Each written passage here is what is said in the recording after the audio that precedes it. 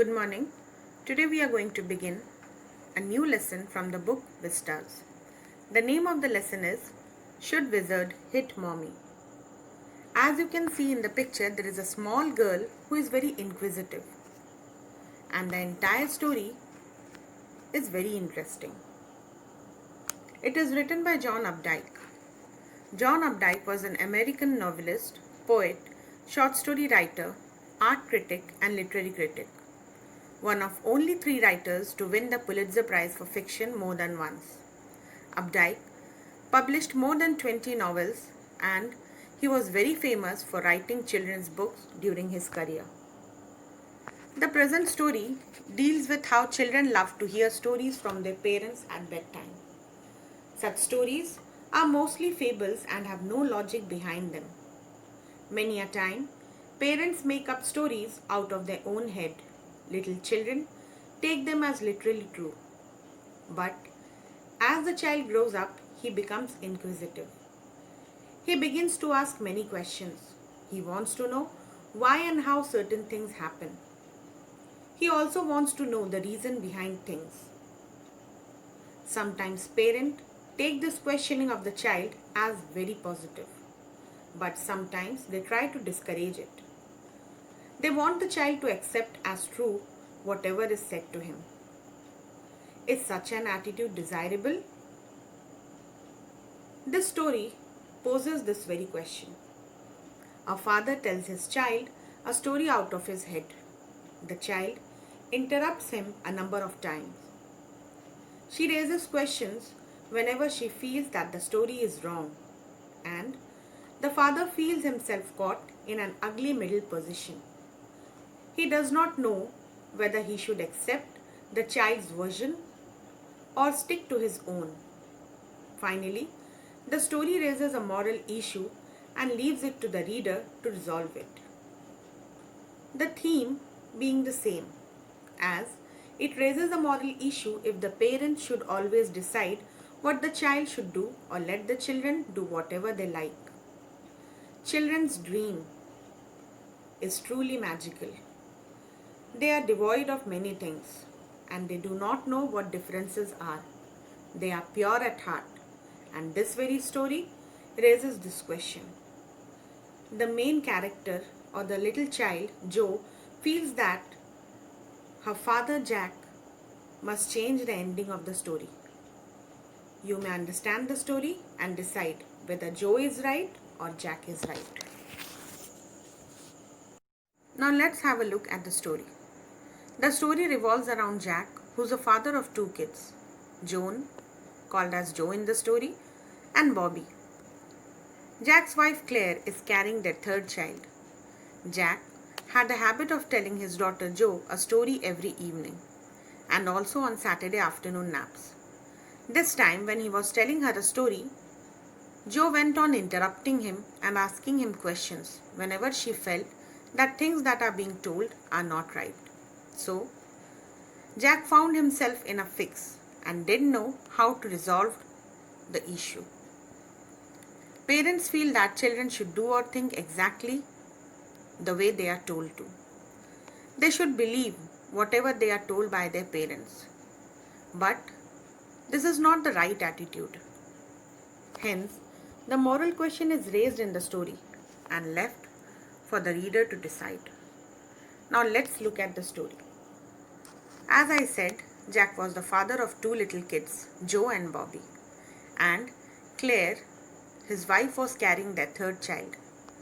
Jack would tell a story to his daughter Jo out of his head in the evening and also during her Saturday naps. This custom of story was very interesting. He always began telling the story with a major character. He started telling stories when Jo was just 2 years old, and it continued for the last 2 years. Each new story only differed a bit from the basic tale. There always was a small creature, usually named Roger, for example, Roger Fish, Roger Squirrel, Roger Chipmunk, etc. But the name usually was Roger. He always had some problem, and he would go to the wise old owl. So whenever he had a problem, he used to go to the wise old owl. The owl would tell him to go to the wizard, who would perform a magic spell that solved the problem.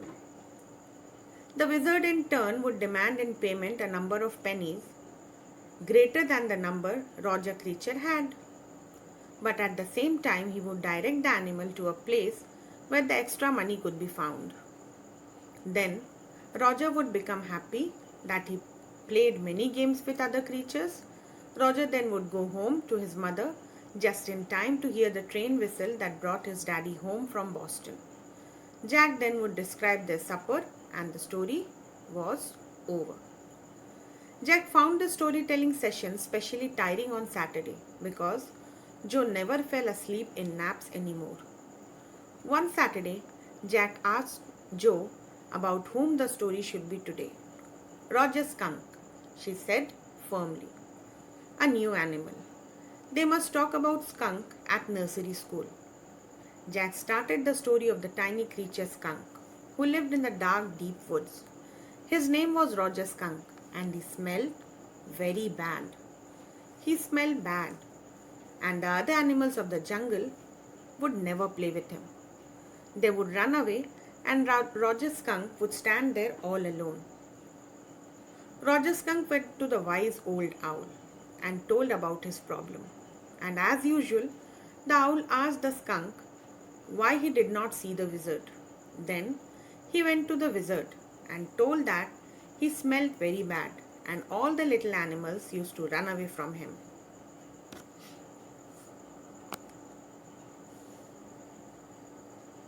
The wise owl had told the wizard could help him in that matter. The wizard took his magic wand and asked Roger Skunk what he wanted to smell like. Roger Skunk told him that he would like to smell like roses. The wizard chanted and Roger Skunk started smelling like roses. The wizard asked Roger Skunk to pay 7 pennies. Roger Skunk said that he had only 4 and started to cry. The wizard directed Roger to go to the nearby magic well and there he would find the rest of the money. Roger Skunk took out 3 pennies from the well and gave them to the wizard.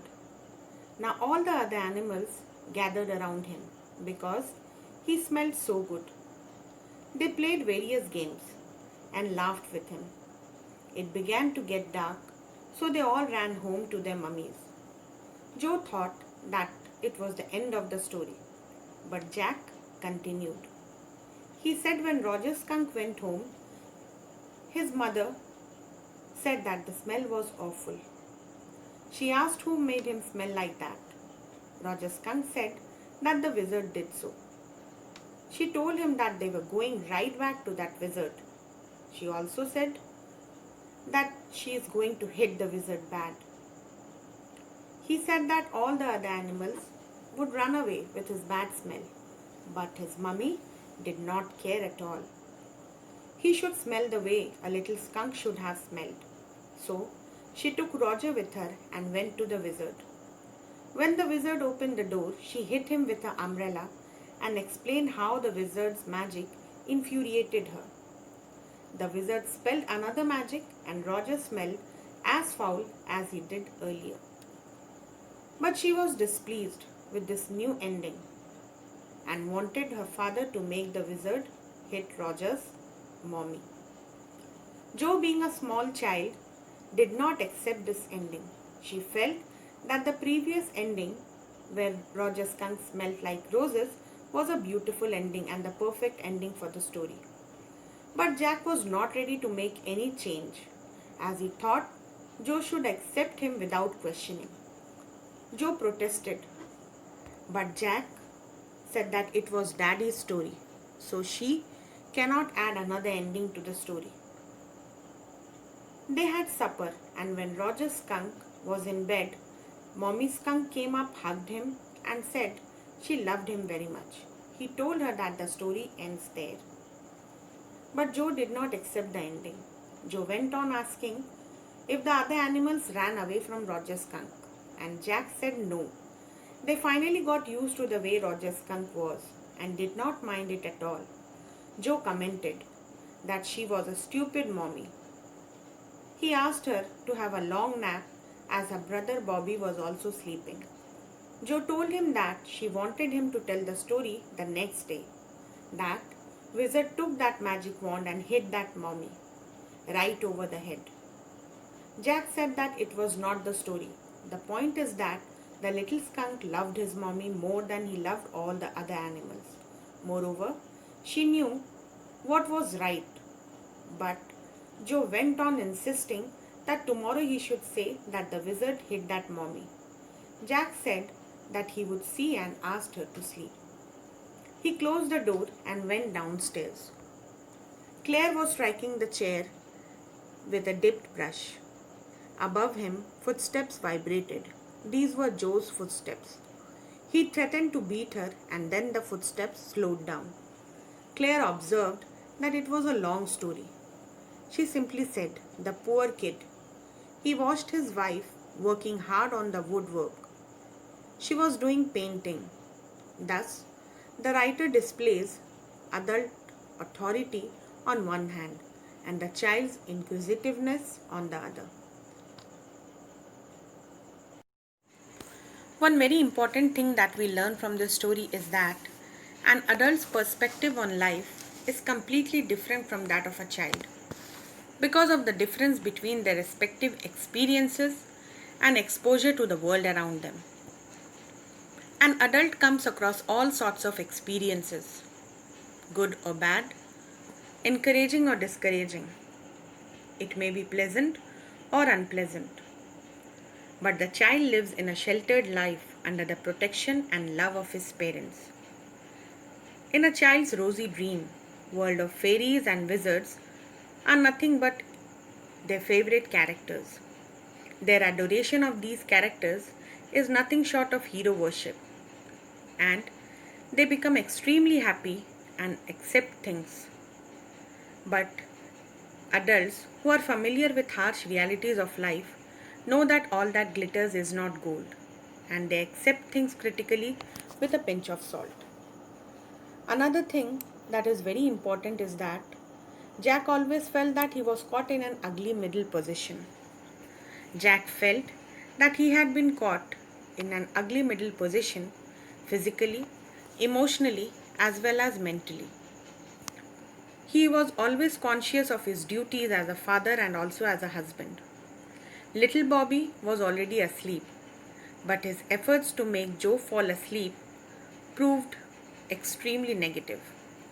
She kept on interrupting him, asking for clarifications, pointing errors, and suggesting alternatives. Jack did not like the way Joe was behaving. He liked women to be apprehensive, so he extended the story. Though he was in a haste to go down and help his pregnant wife in her hard work of painting, the result of extension to the story proved unfruitful and unpleasant for Joe, Claire, and Jack. Joe wanted him to change the ending of the story, and Claire complained that he had told a long story.